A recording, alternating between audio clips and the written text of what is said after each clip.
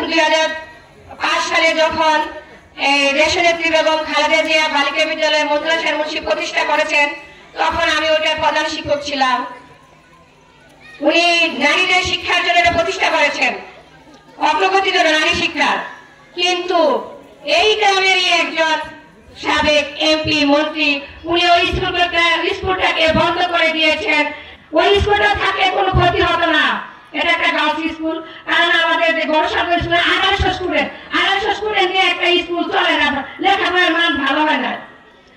আমার নেতা মঞ্জুরা শের মুন্সি 2014 সালে আমি আমার ওই স্কুল থেকে নিয়ে আমার 45 দিনের বাচ্চাটা সহ আমাকে ভাইস চেয়ারম্যান বানিয়েছেন। যে বিদ্যালয়ের প্রতিটি আনাচে কানাচে ঘুরে ঘুরে উনি আমাকে যেমন ভাইস চেয়ারম্যান বানিয়েছেন, আমি উনাকে ছাড়া বাঁচতে পারবো না, আমার পরিবার উনাকে ছাড়া বাঁচতে পারবে না।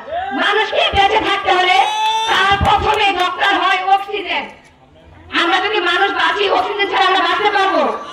আলহাজ ইঞ্জিনিয়ার মঞ্জুরা শের মুন্সি, উনার পরিবার এবং ব্যারিস্টার হিজবুল হাসান হচ্ছে আমার অক্সিজেন, আমার পরিবারের অক্সিজেন।